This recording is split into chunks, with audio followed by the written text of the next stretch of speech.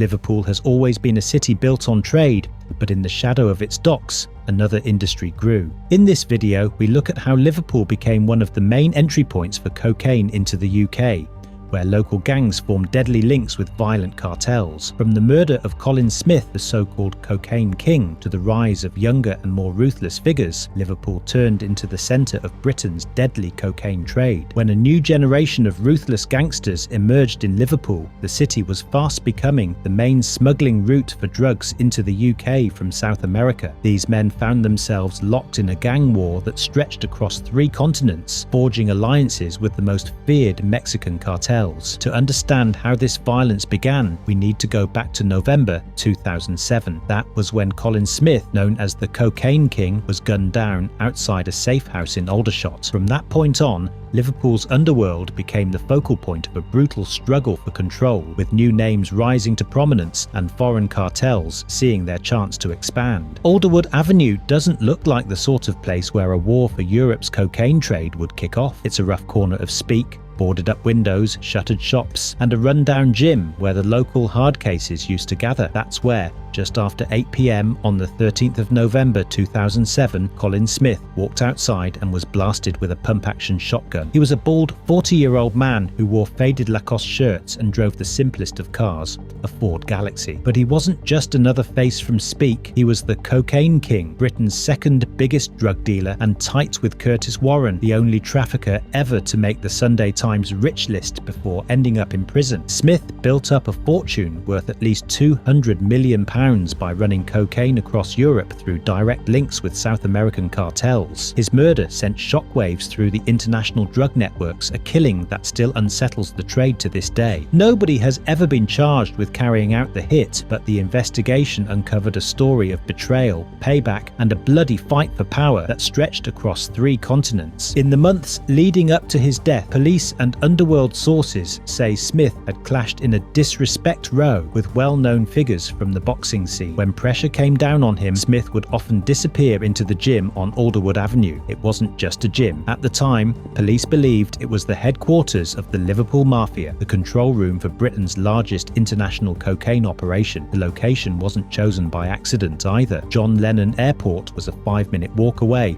and Smith's men were constantly flying out on budget airlines, passing orders face to face, so there was never a phone call to tap. It's called easy graft, one gangland source said. According to one officer, the gym was their controlled talking shop, guarded by their own security. It worked like the boardroom of a multinational, with Smith sat at the top. But on that November night, when Smith stepped out of the safe house, he had no idea his own people had decided his reign was finished. Among them was a figure known only as the Bird of Prey. Police later described the killing as nothing less than a hostile takeover, and with Smith gone, a younger and more violent breed of Liverpool gangster saw their chance and started looking to Mexico for business. In the year that followed, the brutality of Mexico's cartels was making headlines around the world. In places like Ciudad Juarez, not even the army could slow them down. Groups like the Sinaloa Cartel and Los Zetas had carved out total control of the Latin American drug trade, ruling through fear and bloodshed. Neil Giles, deputy director of the Serious Organised Crime Agency, put it bluntly. The Mexicans are now so violent, so scary, that the Colombians are literally in thrall. They have to keep supplying them any way they can,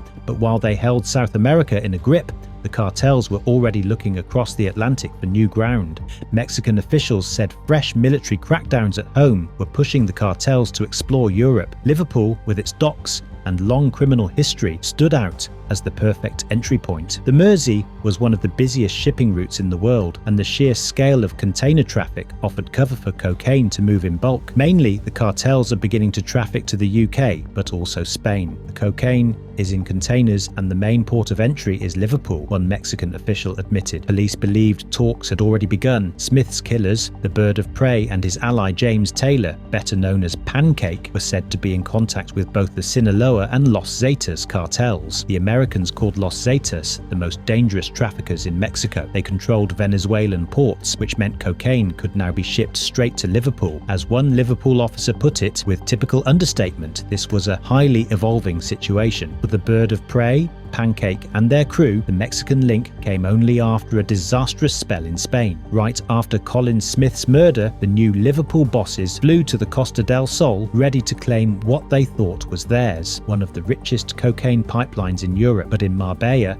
they hit a wall. Smith's old contacts didn't roll over. Instead, they were met with silence, disdain, and a cold shoulder from the established brokers, both Colombian and Scouse. It was clear Smith's middlemen wanted nothing to do with the newcomers. Tensions quickly turned violent. They clashed with a shadowy outfit of ex-IRA paramilitaries turned hitmen known as the Cleaners, blamed for more than 20 murders around Merseyside. The feud dragged on through the summer of 2008, leaving several of the Cleaners dead. One confrontation happened inside Marbella's Nicky Beach Bar. The sound of smashing glass was followed by gunfire, sending drinkers diving to the floor. A leaked Spanish court report later suggested the Bird of Prey and Pancake were tied to a worldwide organization dedicated mainly to drug trafficking and assassinations. By then, it was obvious the Spanish route, which moved South American cocaine through West Africa into Europe, had closed to them, or at least could only be reopened at a price too high to pay. Giles of Soka explained it simply: as a cocaine trafficker, you get most money if you control the consignment from production to market. If you go through a lot of middlemen, the take goes down. Meanwhile, Spanish police and Soka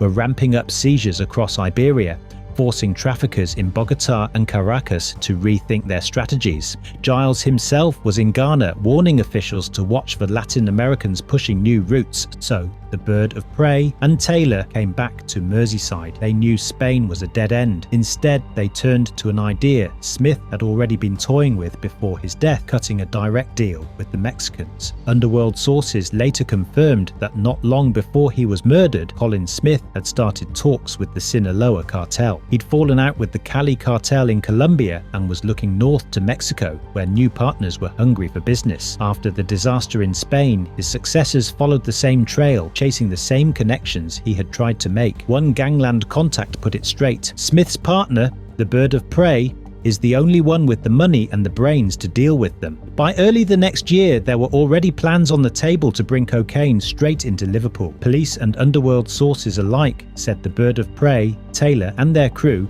had the nerve and ambition to launch a new wave of the European cocaine trade, one far more violent than what came before. Pancake was feared even among his own. He stood out as the face of a new generation, a thug who had muscled his way to the top, operating nothing like Smith, who kept things ordered and controlled. Pancake's rise marked the first time one of the so-called Soliots, the hooded kids from the estates, had climbed to the peak of Liverpool's underworld. A former gangster summed it up: Smith was old school, his word mattered, payments were up front and always on time. Pancake's different. He's got no social skills. He's violent, unpredictable, more interested in pulling a trigger than making real money. They're heavily armed.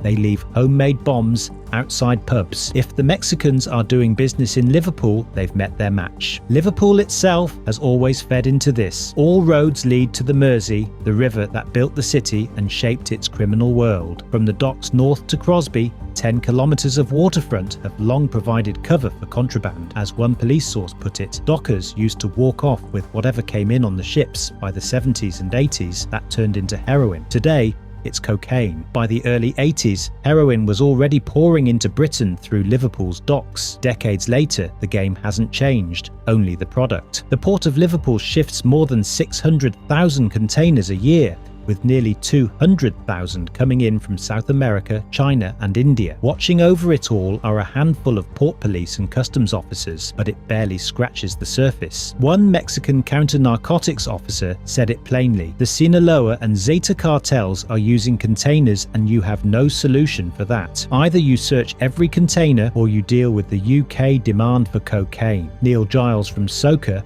confirmed the cartel's favourite method was hiding cocaine in shipping containers, moving in bulk. They would often target a container, strip out the drugs before it reached its destination, and move on. Loads range between 250 and 500 kilos, big enough to matter. small enough to lose if it went wrong. A senior Merseyside officer summed it up: containers can just disappear. It's easier than running it in by speedboat.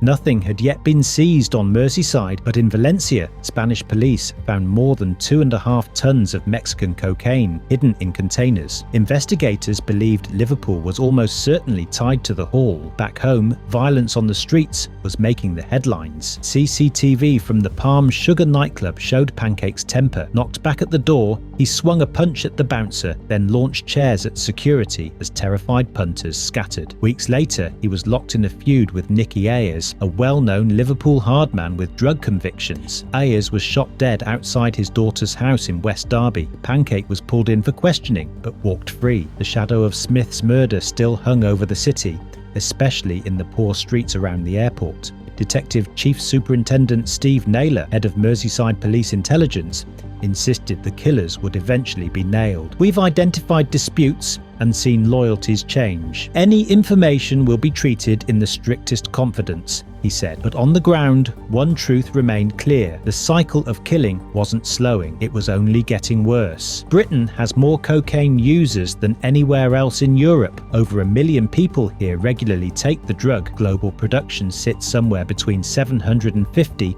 and 1,000 tons. Each load carrying a street value of around £40 million in the UK. A gram sells for 40 quid, usually cut down to between 50 and 200 milligrams a line. The death toll is rising. In 2008, 235 people in England and Wales died from cocaine use, 20% higher than the year before. Over 12,000 people were treated for addiction in England alone. Almost every banknote in circulation is thought to be tainted with traces of cocaine. The Home Office says the amount of coke on British streets jumped by 150% in just 3 years. Police seized nearly 3.5 tons in that time, but it barely dented supply. Purity is at rock bottom. It dropped from 33% to 26% last year. In some cases, tests showed purity levels as low as 9%. Fast forward to today, and Liverpool remains at the heart of Britain's drug trade. The names may have changed, but the trade continues. Cocaine shipments still flow through the docks, often concealed in container loads of fruit, frozen goods, or household products. The methods are more sophisticated, but the principle is the same: volume and concealment. The street-level impact is visible in the rise of firearms incidents. Guns, once rare on Merseyside, are now a staple of disputes between rival crews. Young gangs, often still referred to as soldiers, are armed with converted pistols, shotguns, and even automatic weapons smuggled from Eastern Europe. Violence erupts over territory, debts and betrayals, with shootings taking place in broad daylight. EncroChat investigations in 2020 exposed Liverpool as one of the UK's main hubs for wholesale cocaine distribution, with figures linked to the city coordinating international shipments worth millions. Those arrests may have dented some networks, but the trade persists, driven by demand that shows no sign of falling. The National Crime Agency still lists Merseyside as a key battleground for organised crime, a place where global cartels connect with local street gangs. And while the city has seen investment and regeneration in some areas, the same estates that produced Colin Smith and Pancake remain scarred by poverty, unemployment, and the lure of fast drug money. The cycle that began with the murder of the cocaine king has not ended. If anything, it has evolved, more brutal, more global, and more entrenched in the fabric of Liverpool's underworld.